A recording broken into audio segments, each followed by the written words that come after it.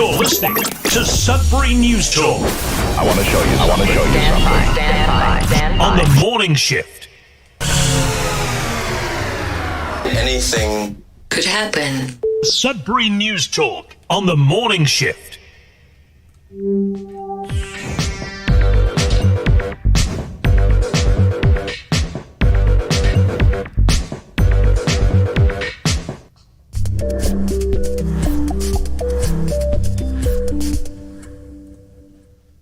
Hey, good morning, everyone. Welcome to Sudbury News Talk on the morning shift. I'm AJ Walsh, glad to be here with you, and I'm thankful that you're here with us. It is a, so far, sunny, Thursday. Had to think of what day it was, though. Maybe still Wednesday, but it's not. It's Thursday today, so we're one day away from Friday.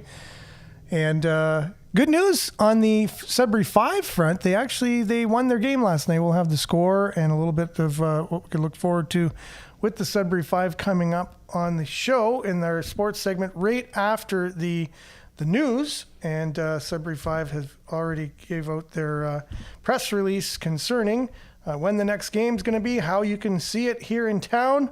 Looks like it's going to be on Friday, but we'll have more details coming up after this. We're live on CKLU 96.7 FM. We're also streaming at cklu.ca. You can stream us by going to cklu.ca and clicking on the Radio Player Canada app. That way you can stream us. You can also download that app, take us with you and listen to us anytime on any device, any electronic device, that is. And we're also streaming live at facebook.com/Sudbury News, youtube.com/Sudbury News. So make sure to like, share, subscribe, and follow those channels and pages, and especially comment on the show on YouTube and Facebook, because we'll do our best to read your comments. And then for those who, we're still commenting, we're still adding to the show, but we have to sometimes move on and cover the stories that are here in Sudbury and abroad. And I'll do my best then to get your comments up on the screen, and you can find the show afterwards. If you're listening on the radio and you're wondering what everyone's saying about what we're talking about, not just thinking the host is going off on some deranged thing and nobody agrees, or what other people think about what's being discussed, then you can catch the shows on demand on Facebook and YouTube, but also Sudbury.news. You just click on the Radio Player Canada, the Sudbury News Talk tab, and then also you can catch us on X, formerly Twitter.com/Sudbury News after the show. So we're found on 4 places at least after the show on demand. And so we're going to be talking about local news today. Sudbury 5, there's stuff going on with the indie cinemas. They're not going to have their lease renewed. There's we're going to be talking about the things that were on the latest Sudbury Star newsletter, Sudbury.com, stories to start your day. We'll go through the Sudbury.news aggregator with all the local news headlines. And then we'll try to have a bit of a conversation looking into tomorrow, which is our climate change segment. We'll get a jump start on it today, which is a meme that I shared that basically gives some figures that could prove that Canada is net positive already in the whole carbon game. And so somebody called that out when I shared the meme on one of our, I showed a pie chart of how many countries in the world, what their carbon contribution is to the world, and Canada was so small. And then I shared the meme about we're already net neutral, at least net, if not net neutral, we're net positive because of the amount of trees alone that Canada has. And someone said, "Oh, you're a news organization and you're just sharing memes like that? That's not true." And then I said, "Okay, well, let me do the math." And I went in Google with all the statistics that particular meme was showing about how many trees we have, how much carbon trees take out of the atmosphere, and how much oxygen they put in, and then how much carbon we emit as a nation. And yeah, the figures are pretty close to say, it's a pretty true statement that we are indeed net positive. So what's all this hype about us, taxing people to death and going into poverty to save the planet, when first of all, even if Canada ceased to exist, it really wouldn't make much difference in terms of the contributions we make. But the trees alone, we're net positive. So just leaving everything as it is with the amount of trees, we're actually helping other countries get rid of their carbon. So anyways, it's different than what you'd hear maybe on the CBC or CTV or any of the mainstream news outlets, because apparently they can just talk about one side, and I'm not sure why that is, but it is what it is. We did the math. We're going to go to Google to help us today and see if maybe we're going to eat carbon if it indeed is not true. So we'll look into that and do a little kind of experiment today. So that's going to be the show, and stay tuned. It's going to be great because I got Billy in the studio, and when Billy's in the studio, it's always great. So here we go. Let's kick it off with a little bit of weather. We'll be back right after this.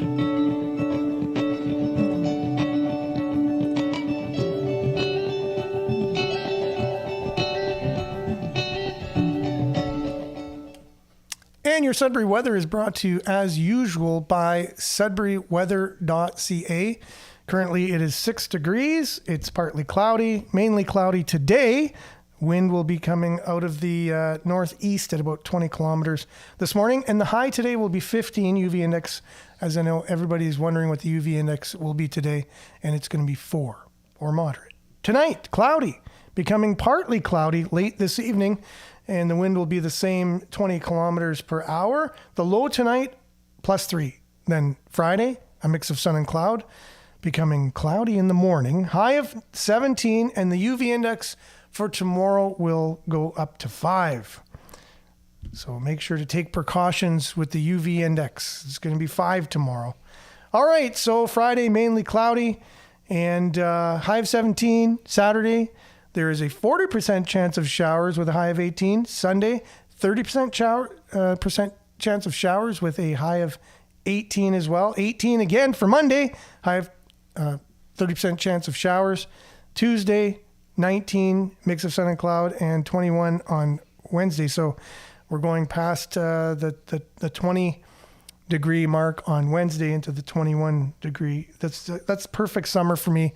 If the temperature stays at that, I'll be happy. And a look at your satellite, you can see there's some clearing over Sudbury here, and not sure, some cloud-like things going on over Timmins towards Quebec, and a little bit of formation going on over the Great Lakes. Other than that, there's a clear strip between us and Sault Ste. Marie. But as the forecast shows, we're in for possibly some showers, some clouds, and you name it after this. But I guess we're just going to get a mixed bag from here on in until we hear anything else. That's your Sudbury weather, brought to you by sudburyweather.ca. We'll be back with a little bit of a sports update. And Billy, your comments and more after this.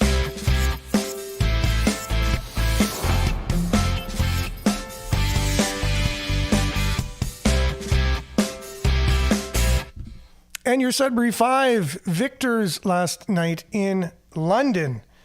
So that means the Sudbury Fives are set to host an action-packed Game 4 battle of the BSL semifinal against London this Friday at 10, this Friday the 10th, set for 7 p.m. No, 10 o'clock would be a very late game. So Friday, 7, 5. The Five put together a gutsy effort in London, setting the stage in the second half comeback to defeat the London Lightning 128-118, which is pretty good in the basketball world. Beating someone by 10 points, that's pretty good. Bringing the best of 5 back to Sudbury this Friday night. Needing a superstar performance, AJ Mosby did all of that and more. So the Five are looking for another big performance this Friday on the home court to even out the series. So that's the thing. So they were down 3-0. You win one game.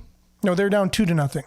You win one game, and it brings you within one of tying it. So they win tomorrow night. It's a whole new series. It's a 1-game series after that. So it's interesting how it can really, really turn around. But in order to celebrate this, the Five are offering the first 1,000 fans in attendance of the game, they'll receive thundersticks and clappers to bring the noise. During the game, fans can take advantage of the great discounts off Sudbury 5 merchandise. Drink specials will also be available for those 19 plus drink responsibly. Yes, got to put that in. If you're encouraging discounts for drinking, you also have to say to be responsible. It's time to bring Sudbury a championship. The party is just getting started. Secure your tickets for Friday's game at the Sudbury Arena box office or online at greatersudbury.ca/tickets. Season members who purchase playoff tickets can access their tickets in their online digital account or by visiting the box office to pick up printed tickets. Access cards will not be valid during the playoffs. So the remaining games are as follows. Game 4 this Friday at 7 p.m. And if it does go to a Game 5, if the 5 win Game 4, it will go to a Game 5, and the 5 will play Game 5 in London on Sunday, May the 12th, if necessary, and that'll be at 2 p.m. So that's your Sudbury 5. Go 5, go. Tomorrow night in the Sudbury Arena. Get your tickets where you know how to get them. Go to the5.ca if you want more information.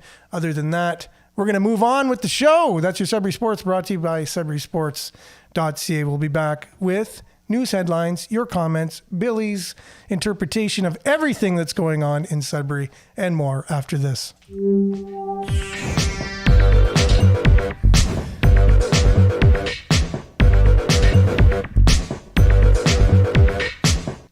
And we are indeed back. So thanks for being with us. We got a few people online already this morning. A little bit more than our usual. Starting to get out there a little bit more. But I'm finding Facebook, I don't know, the new algorithm's doing something. I'm not sure what it is. We used to have like 300 views by the time the show was done. And it was then after the I don't know what happened there. There was a glitch with Facebook, and all of a sudden it just changed. That was about 3 weeks ago, a month ago maybe. Facebook went down for a morning, and then after that, after the show was done, maybe 150, and then it starts to go down to 120, and then yesterday was like 59 or something, and I thought it was a really great show. There's lots of people on and stuff, but I'm just not sure if the numbers that we're getting are not accurate, or it's just something going on. But if you're joining us from anywhere other than Sudbury, welcome, because the stuff we talk about here on the show is Sudbury centric. However, it could apply to where you live as well, some of the topics we talk about. But just seeing who's joining us now. Vin, good morning. Glad that you're with us, along with Judy. Good morning to you. And Denise, good morning, everyone. Stay safe and healthy. Same to you, Denise. Good morning, Maurice. Smiley emoji. David, good morning. Take care. Stay safe. Same to you, David. And Belinda, good morning. How do we change the world? This is Belinda's positive statement of the day. How do we change the world? One random act of kindness at a time. To work for the common good is the greatest creed. That is true. One small act of kindness at a time, and work for the greater good. That's true. So your little deeds of kindness attribute to, and if everyone was doing little deeds of kindness, what would be the multiplying effect of that, right? So you also go on to say climate change coming in under the guise of saving mankind. We all know it's about the money. And I would add control to that as well. I mean, more control than the money, I would think, actually. Money used to get control. See how that works? So if you want to control somebody, offer them some money and you can control them. Yeah. It's basically like our whole employment system. Good morning, Billy, Belinda says. So with that, we'll welcome Billy to the show and get him on here. Good morning, Billy. Good morning. Thanks, Belinda. Yes. Vin is saying to tax a carbon neutral citizen before adding a tax to imports from the polluting nations is just another level of liberal corruption. That's Vin. Agree or disagree, Billy? Read that again. To tax a carbon neutral. To tax a carbon neutral citizen before adding a tax to imports from the polluting nations is just another level of liberal corruption. Yeah, I guess I would kind of agree. Okay. I think just the taxation level in general. Oh, yeah. We're taxed way too much for too little. Yeah. I wouldn't even go like with like a liberal conservative kind of bent. I think it's like taxed in general. Yeah, it's, regardless happens of who's in. Through the ages, but yeah, they seem to like it more. Okay, that is true. They tend to They tend to, historically, and proving the point now, is they spend a lot. And in order to spend a lot, then you need money in the first place. Where do you get your money from, Billy, if you're a government? Well, actually, interesting, till 73 or so, Canada used to get it from the Bank of Canada. Mm-hmm. And then the central banks came around, and they came around to Canada, and they said, we're going to make an offer you can't refuse. Yeah. Whatever that offer was, we're not exactly sure. And since then, we've been basically taking payday loans, which have this high exorbitant interest that's yeah. compounded. That's right.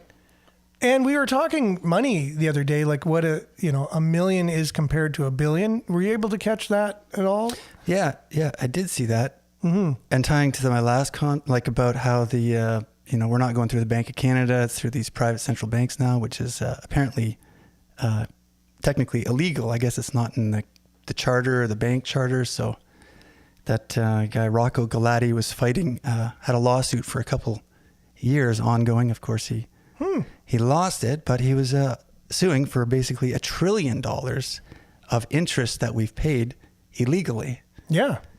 Which I think if you break that down to each Canadian citizen, that is a life-changing sum of money for everybody. Yes. Now, this is the thing. So what is $1 trillion? This is what I want to get to this morning. So thanks for bringing that up. So $1 million, is, you get 100,000, 200,000, 500,000. So, and then 900,000. So there's 900,000, and then you reach $1 million with another 100,000, right? So it's 10,000. Is that the way of looking at it? For $1 million, yeah. Yeah, 10,000. And $1 million is 1,000 million is $1 billion. So then 1,000 million is $1 billion. So now what do you think $1 trillion is, Billy? It's 1,000 billion, I believe. It's actually 1 million. Yeah, or 1,000 billion. Oh, it is 1,000 billion, yeah. So, but it's 1 million billion. 1 million million. Yeah. So if you think of what $1 trillion is, 1 million is a lot of money, but $1 trillion is $1 million to get $1 trillion. That is insanity. And to think back in 2001, there were $4 trillion that went missing from the Pentagon days before the attacks on the World Trade Center. And everyone forgot about that because obviously you're going to forget about that because, wow, 2 of the largest buildings in the United States just came down from so-called terrorists. You know what I mean? And what happened to that $4 trillion that just went missing? It went missing out of the Pentagon. How does that happen? Well, there was partial audits because, of course, that was the whole thing. Ron Paul in the States trying to get an audit of the Federal Reserve, and that was kind of his catchphrase: audit the Fed. Yeah, and it was what they've been able to ascertain. They could sort of get these little pockets of these missing trillions. Yeah, but at that point, there was 16 trillion that they found missing, unaccounted for. Just in these little partial audits. That 16 trillion. And we talked trillion, what a trillion is. It's $1 million, and 16 trillion was just unaccounted for on the books from government agencies. Go figure. You'd think government agencies. Yeah. Well, here's the thing. What's the world in debt right now? It's I think I heard a figure. There's a calculator. There's a calculator on. There's a website, and it's just kind of ticking. It's going. Right, but if you took all of the debt in the world, yes, I think it's about 200 trillion. Was one of the. But of course, the kind of the meme joke to that is, well, who the hell are we in debt to? Mars? What's? Yeah, that money's got to be here somewhere. Yeah, and who's coming to collect? Exactly, right? So, but since the age of typing it into computers, of course, ones and zeros. Yeah. You could have an unlimited amount, I guess. Remember you mentioned they were doing audits about the trillions of dollars that were being missing, and all of the paperwork for those audits were from, I believe, the FBI. I can't remember who was doing the investigations. The paperwork on all the investigations were all in Building 7 in the World Trade Center buildings, Building 7. That's where all the paperwork were for all of the investigations going on for all of these, where the money was going. And so that building actually came down too afterwards. Yeah, those are hard to say. I hear things like that. I Yeah. wasn't too sure, what's true and what's not. Because I've heard the Pentagon as well that office was where they were working on the mystery of the missing $2.3 trillion. For sure, yeah. Where it went missing or where they're working on it, that's where the supposed airliner went into the... And surprisingly, we don't have any video for some reason of the plane hitting the Pentagon, which is interesting, right? Because you would think... the most photographed and most videoed building in the world. You would think it would in the be history like, of the world. But, like the central headquarters of the military of the most powerful country at the time, at least, of the world, and didn't have one camera facing it that you can see this plane coming in and hitting it. Odd. Yeah. Very odd, right? There's some odd things in the world, but that's... I suspect there'll be a chapter of that on the history, history books of the future. Yeah. Going... And some people, and they the don't... public, and some people raise an eyebrow. Yeah, and some people in the public just don't question it because CNN didn't question it, so why should I, right? I'm not going to question it. CNN didn't say anything about that, so I just listen to what CNN tells me, and that's the gospel truth, and that's the way I'm going to go about my day, and I'm not going to think. It's too much work. And to their credit, we are busy working to pay off as many taxes as we have to pay off, so it's not like we got time to just sit around and figure out all these puzzles going on in our world. Since the Liberals have been going, the pockets of Canadians since the Liberals have been gouging the pockets of Canadians over climate change, they have been unable to produce one shred of evidence of any change in the CO2 levels. And they'll just tell you that, well, that takes time. You know what I mean? You can't just have change overnight, obviously, right? It's taken us time to get here. We'll just have to keep taxing you for 100 years, and then we'll look then and see if we can make some change. But we don't even know where the money's going. Like, they're giving billions and billions and billions of dollars, between 41 and $43 billion away for subsidies for companies to come and make batteries, right? So the mainstream, like the free market isn't investing in batteries, but our government seems to be the only one that is. And that's going to be... apparently, according to them, very innovative, and it's going to increase jobs, and it's just going to do so much more than what's already happening. You hear the story on CBC yesterday. They said Chevy Malibu will no longer be making the Malibu, which sold over 40 million cars over the years. Have you heard that story on CBC yesterday? No, I haven't. I heard some car manufacturers were backing off on their battery-powered cars. So this story from the CBC, and this is why I bring it up. The CBC. What side do you think they are on in terms of the political spectrum? Yeah, well, I think the hand that feeds you is typically gets the nod. So now, and again, that argument is interesting. So if the conservatives were in, I don't think they would change. I think they would still be on the side they are, because I've heard it during the Harper days. CBC were doing journalism because they were actually tough on Harper. They were questioning what he did all the time, saying, "Is this the right thing?" Is that they were being journalists? Right. But as soon as the party changed, there's no accountability. They just play sound bites from our fearless leader and leave them. They don't ask questions. They don't say, "Is that right? Or should he be?" Nothing. Not about any scandal. They don't hold him accountable to anything. Well, this was the story yesterday. Chevy Malibu is discontinuing making that particular car to make way for new battery car production, electric vehicles. Now, I've never heard on the CBC where Ford Motor Company actually declared publicly that they took a loss in their electric vehicle to the tune of like $147,000 per vehicle loss on the electric vehicle line that they have. They never mentioned that on their news, or how the CEO of Hertz Rent-A-Car was fired because he went ahead and got a bunch of electric vehicles which no one wants to rent because they're not dependable, and you can't really, there's not enough charging stations. And when you rent a car to go on a trip, that's the last thing you want to be worrying about is now I got to make a map of all the electric charging stations, and half my trip is spent sitting there waiting for it to charge. So he was fired. That was not on the CBC. So why do you think those two stories weren't on the CBC, but they were very happy to report that they're discontinuing the Chevy Malibu car in order to make way to produce electric vehicles.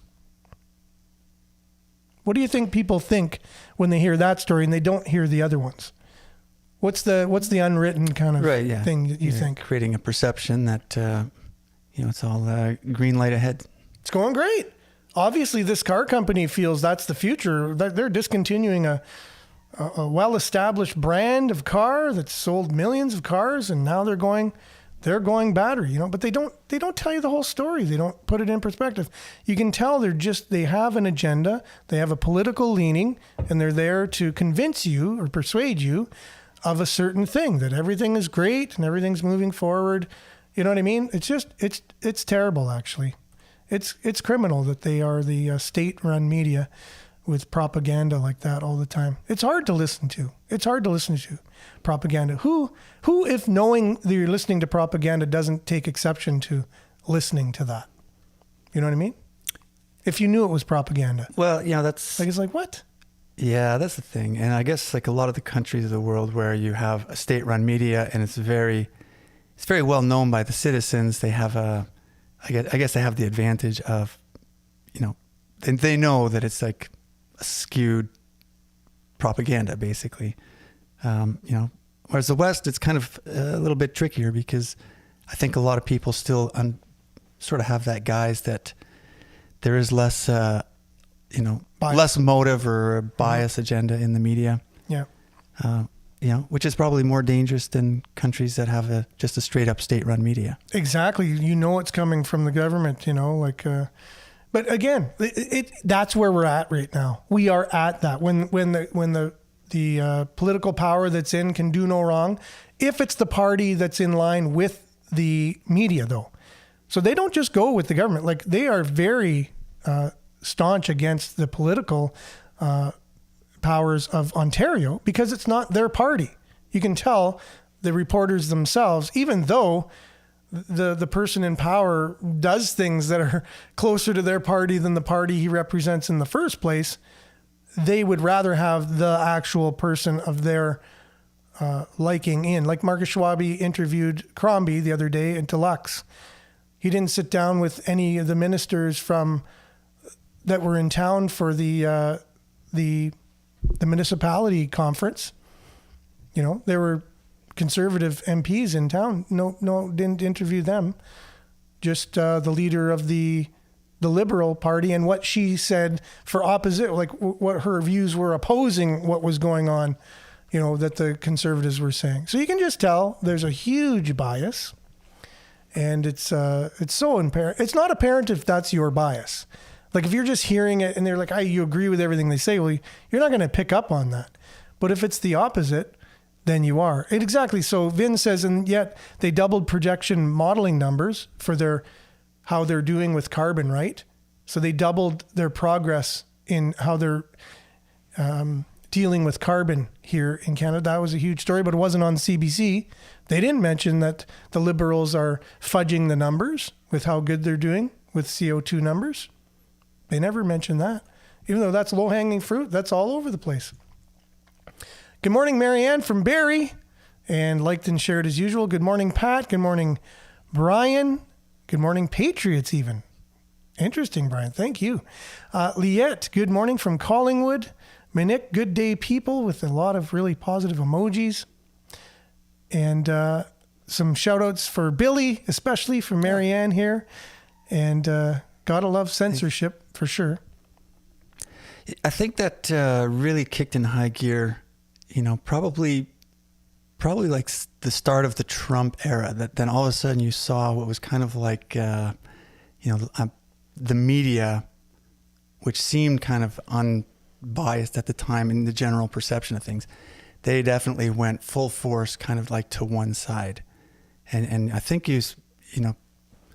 people would, there was this notion before then that there's this sort of like left-wing bias in the media.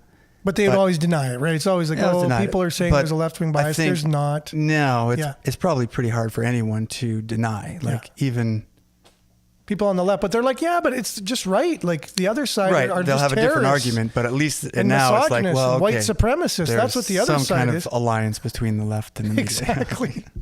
But that's what I mean. They're like, there is a bias, but the other side are white supremacists, misogynists, and you know what I mean? Like, who would want that side? That's like terrorism side. You can't go there, man. So Right. it So is they had to bias. create their but- own media, basically, Yeah. which is like the social media, and that's like the alternative media, which I guess got turned into the alt-right. So there's now alt-right. you got the two segments. What I really love about our CBC and left-wing media, because that's what it is. Our mainstream media is left-wing media. It's a fact. Is when they're talking about leaders of other countries and what particular political leaning they have. They'll always say the far right leaning leader of ... country. The far right leader, the far right leader. I have never once ever heard far left. Ever once. And you would think if there's a far right, there's got to be a far left. Just common sense would tell you that. And why wouldn't they say far left? Like, why would they just leave that out? If someone indeed, and what is far left? What does that even mean? Super progressive, I would think. Like our Prime Minister, would you say he's moderate? I don't know. Moderate? Like where would you say on the political scale he would land if you were to do an assessment of if there is such a thing of where you land on a scale of far left or far right? I don't know. I would say somewhere to the left, maybe a little closer to the farther part of. I don't know if I'd call them far left, but I don't know. This is a term. Yeah. That's I don't said. really It's like said those on the media, terms. but it's said on the It's like, media. yeah. That's what I'm saying. They're using those terms. I don't use them, but they do. They will come right out and say a far right leader. Like what in journalism? What does that even mean? Like why are they able to even say that? Like what does that even mean? Because it doesn't sound like it's an unbiased term. Like it's not like okay. They did a test or whatever, this leader, and through this test, they've come out to be far right because it's a fact or something. You know what I mean? They just happenstancely just say that far right. And what do you think that says to somebody listening, Billy? Well, I think it gives them the impression that, like I said, all these horrible things that are associated with anyone outside of that little Kind of like a brand. segment. That's right. Yeah, but That's I mean right. the benefit to that is there has probably been this huge exodus because there's a lot of people who they were kind of left. I grew up kind of on the left. I know a lot of people who have the same kind of, kind of like anti authoritarian, a little more anti-war, all these things. Found themselves being labeled far right, and you could see their sort of like alignments in the media being labeled far right, and that I think it's all kind of part of a great awakening of sorts because there's a lot of people going, "Whoa, that media, that is not what I thought it was," and you start looking at the system and sort of breaking down why it is what it is. There's a great awakening. At the same time, there's a great just staying stagnant in like a soupy cesspool of lies. People are just happy to just bathe in it. I don't understand. They're just happy. And good morning, Denise from Espanola, by the way. And Sheila, good morning. But yeah, you know what I mean? Like as much as we see a great awakening of some people, it's not happening with everybody at all. And there's a good chunk of people. It's never going to be everybody. But good chunk of people that'll just take the lies and just take the propaganda and they're happy to believe it. I don't understand. Sure. But there's some metrics out there that suggest that, there is a big shift going on and an unprecedented speed when you look at like the history of the world. Like, it takes to move such a big boat as like the human population from one sort of, place, ideology, and mode of thought to a different understanding, and it's not something that gets explained to them. They have to experience it, right? And so I think everyone's kind of in that stage where they're experiencing something that's like, whoa, this world is, it's causing, and I guess a bit of a breakdown of like the way they thought things were. And what's the method of delivery of information that has assisted in that Great Awakening to the most part, for the most? The method of delivery? Yeah, like how did we get this Great Awakening? How are we able to get all this information in a short period of time and see things in the way that you're saying? It's like every time, like when the printing press came out, you saw this huge leap. You know, the internet is, I think, going to be responsible again for another huge leap. Mm-hmm. So what did they do back in the day when the printing press had that effect and people were starting to awaken? What was the backlash from the status quo to people that were demanding change based on the newfound knowledge that they were reading, mainly in the Bible, because the Bible was just held by certain religious leaders. But after the printing press, anyone was able to get one. If you just drummed up enough money to get one, you could have your own and read it. What was the pushback from the... Well, I think it eventually led to the breakdown of the class system, right? You had like all of these kind of revolutions. I mean, the revolutions were always happening, but you ended up with places like the States where they're like, "Oh, we're done with the class system here. For sure. Everyone's equal." And but that came after a lot of backlash in terms, including the Inquisition. A lot of people died.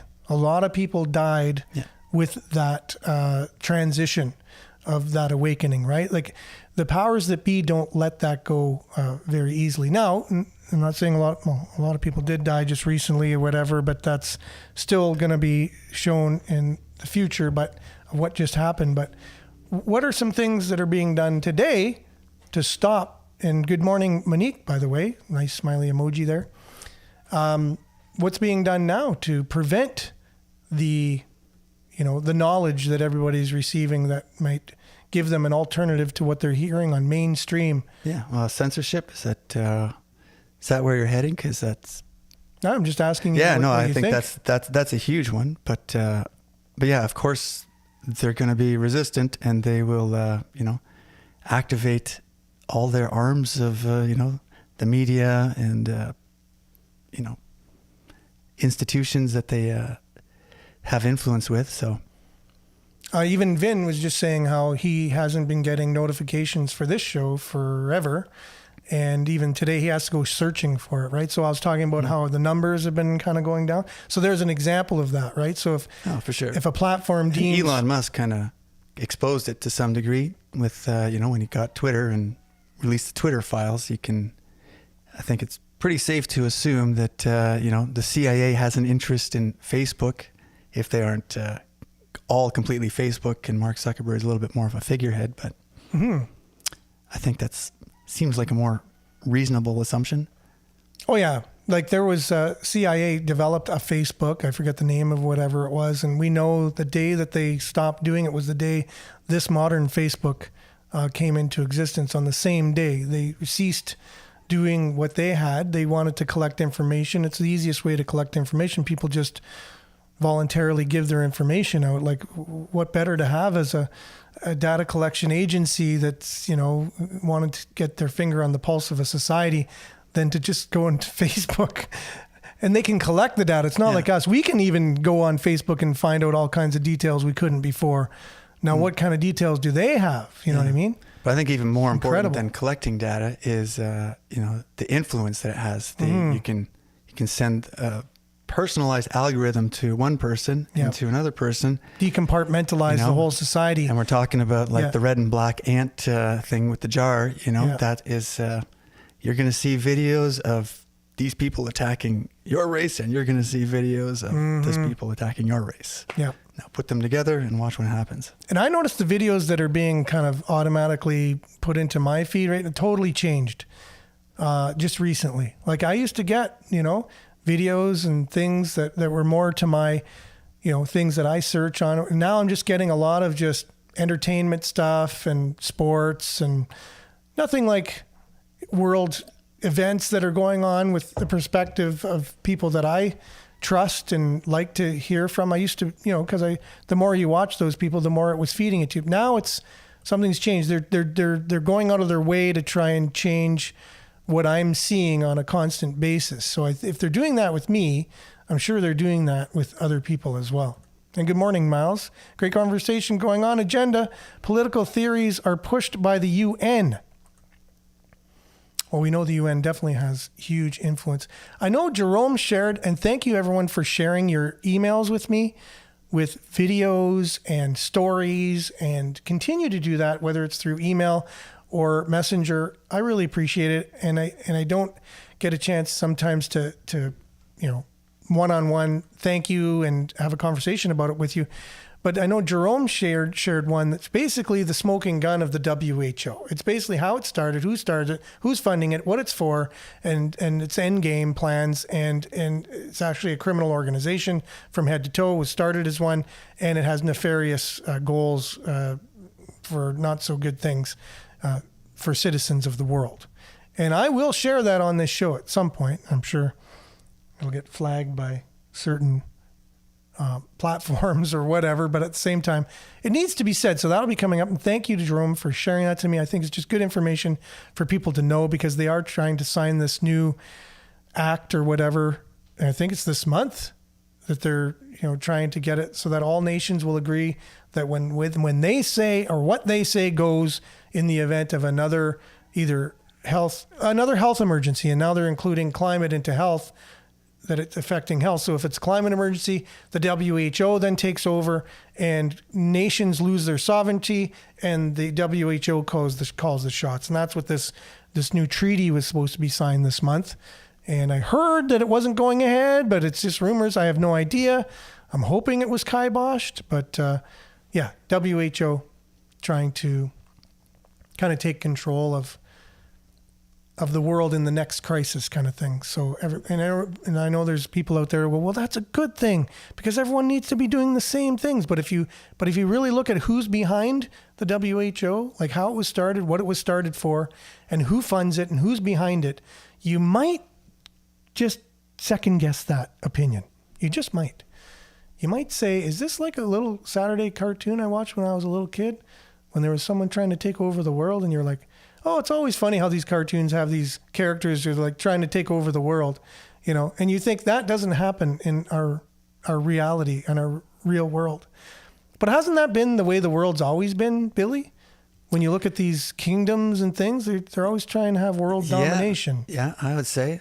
I mean, this era since, technology's probably been a little different, but I would think that there's a coming down to the ideology of, I guess they kind of like use different ideologies, but the end goal would be the same. I think there's always going to be a powerful group of people that kind of rise to the top. That's almost like the, what they call those energy patterns. Almost like cyclical, like it repeats kind of thing in a way. Is that what you're saying as well, or no?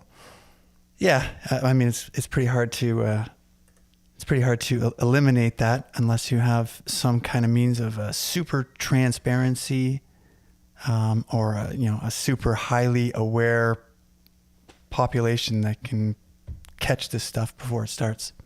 Yeah, exactly. So it's an interesting world we live in. Oh my, it's like, is that like who's on first? Miles is giving a joke there.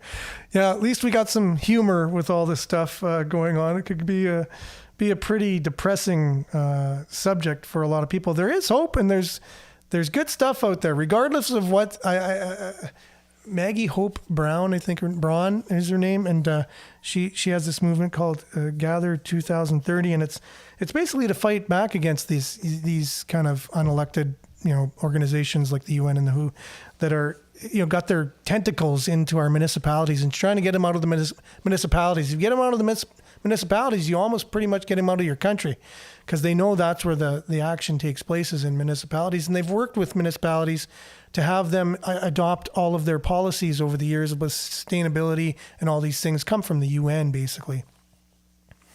Anyways, and she shared a video of a guy, he was just talking about, sure, these are their plans. These are their plans. We have no doubt about it. However, it doesn't mean they're going to come to pass just because they're out there saying it. You know what I mean?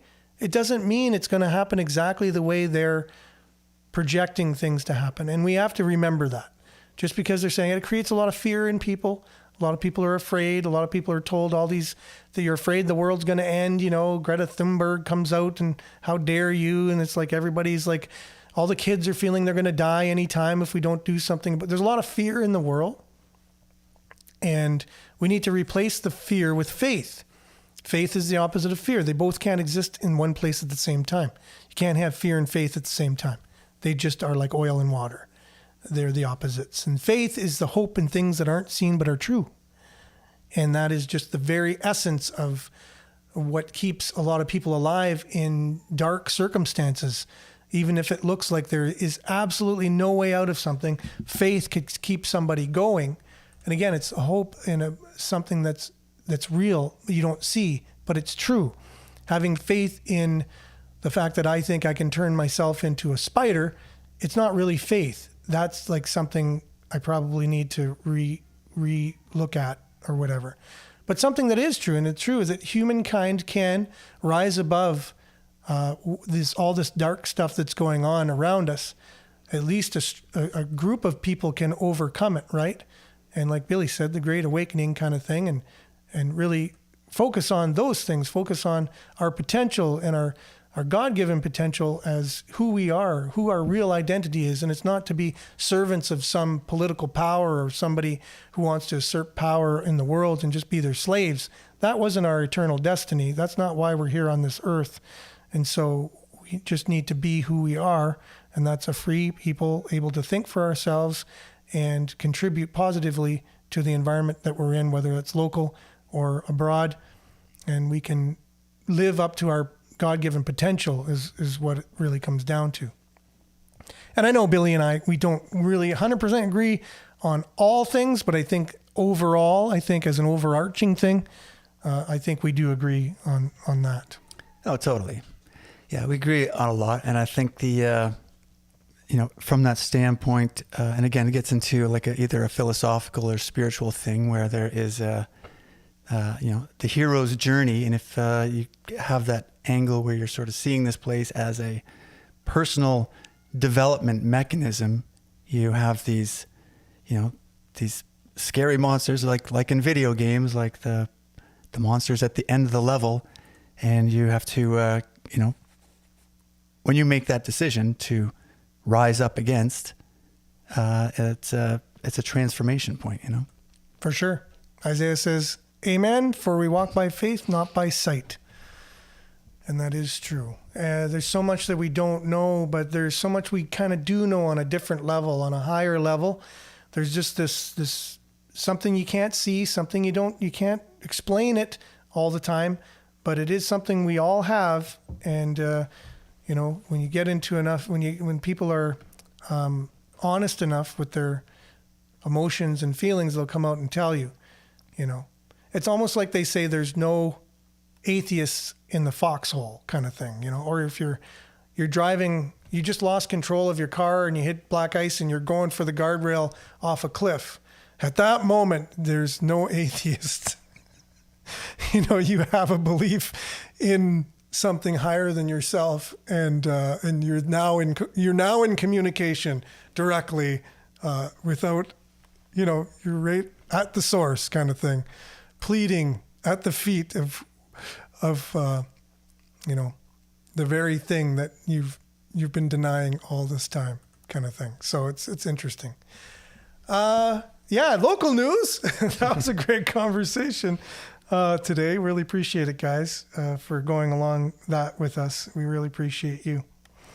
Right here, so one of the things I wanted to get to was the Sudbury Star has a great newsletter. So if anybody wants to get local news, you sign up for Sudbury.com's newsletter, the Sudbury Star's newsletter, and it comes right into your email each and every day. Now, this is sad news. Sudbury man among 63 charged in province-wide child exploitation operation. A Greater Sudbury resident is among the 64 people who face online child exploitation charges as part of the Project Aquatic, a province-wide operation involving the OPP and local police services in 27 jurisdictions. Now, we talked a little bit about, child trafficking and things like that it is very alive and well. and how there's certain organizations that are even involved in it in Canada, and that's terrible for the children to have to go through this. And so there is someone from Sudbury that's, not necessarily child trafficking, but child exploitation nonetheless, which is related. There's an individual, there's a campaign raising funds for an ailing father who family and friends have shared a GoFundMe page for a Sudbury man seriously injured in a motor vehicle accident on May the 2nd.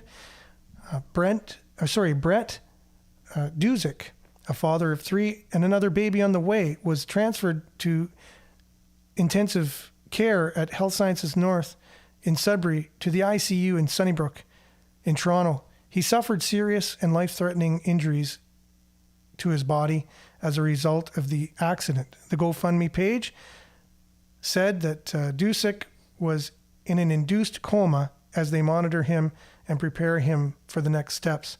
He is stable, but not out of the weeds yet. So Sudbury Star has more on that. Click on how you can get a hold of information, how to help out with the GoFundMe for him. I encourage everyone to go there. So the Federation of Northern Ontario Mayors Conference was in town. Provincial ministers were in Sudbury on Monday to meet with delegates on the annual FONUM conference to talk about some of the most pressing issues facing Northern Ontario. During the meeting, the Federation of Northern Ontario Municipalities, the Conservative MPPs touched on a number of topics of interest, including the ongoing opioid crisis, the need to improve safety on Northern Ontario highways, and the role of resource extraction it can play in building a prosperous future, meaning mining. Possibly forestry too included in there. But so here's a quote from Michael Tibolo. He says, "There isn't a person here who doesn't understand the implications to the municipality if those services aren't here, and the burden that falls on the municipality if services aren't there."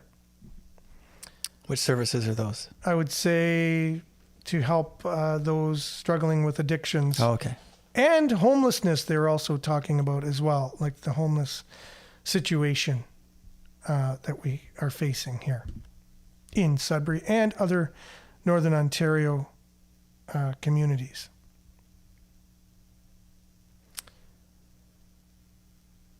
So Sudbury.com here talking about the, I thought it was, or maybe it's back on their other page here, that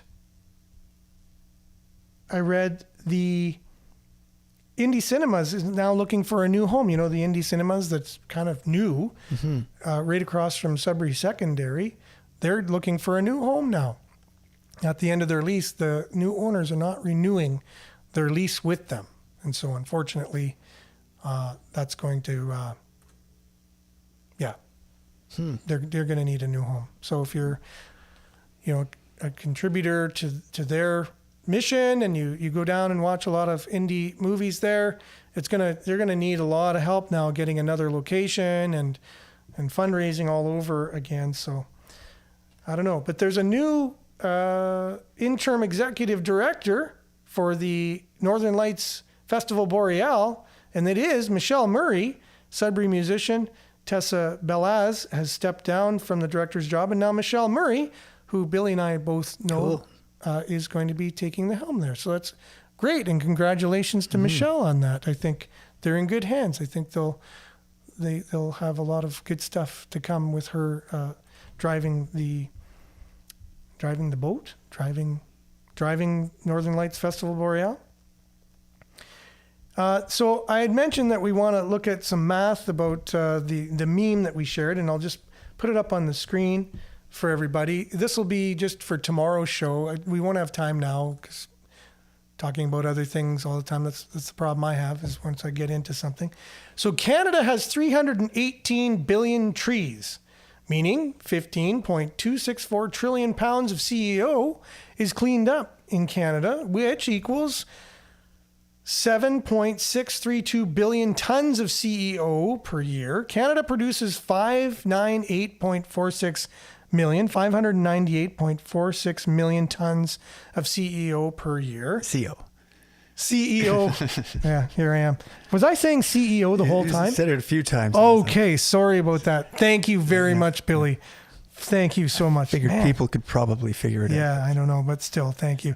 So we have 15.264 trillion pounds of CO cleaned up from Canada, which equals 7.632 billion tons of CO per year. Canada produces 598.46 million tons of CO per year. Carbon dioxide. Therefore, Canada cleans almost 13 times more CO than it produces. So that's the claims of this meme. Yeah. And you can do the math yourself. Go to Google and punch in how many trees does Canada have, first of all, see if that is correct. You'll see that. And then how many tons of CO or how much per tree, how much CO does a tree take in per year? You can check that fact out as well. And then compare it to the CO output that Canada has each and every year and see if that's kind of on par with what's true. And then we'll come back tomorrow and we'll have the actual math of that and see if it correlates with your math, and we'll see if we're actually indeed net positive in terms of carbon, and if maybe we can get rid of the carbon tax after finding that out, after we do the math. What do you think, Billy? I want to know what's going on with the pollution here. It's like that's a whole sideline thing to like the pollution. It's that, it's almost like the concerned about the straws being wrapped in plastic, and wait a second, there's like that's not the real problem. The problem is this massive amount of pollution from I think shipping, those shipping container ships are the big, like 50% of the polluters in terms of like spewing crap into the, I don't know if CO2 is particularly crap. It's food for trees. So yeah, it's food for trees. The world would get a lot greener the more CO we had, and wasn't that the case? We wanted a green world at one point, so everything green. But you're right. There's other pollution other than CO2. There's other pollution other than carbon dioxide. And why aren't we talking about that? Like, we're spraying our cities each and every day with stuff. What's in that? That to me, I would put as pollution. It's not a natural thing. It's chemicals we're putting into the sky. Isn't that pollution? We're not worried about that. There's other pollution other than CO2. Good point. Okay. And with that, we'll have to end the show because we're out of time, and Earshot's ready to go on CKLU. Thanks, Billy, for being here today. Thank you. It was an awesome show. Thanks, everyone, for going along with us in the conversation. Make sure to like, share, and take care. Stay tuned now for Earshot Daily on CKLU 96.7 FM. Have a great Thursday, everyone. Ciao.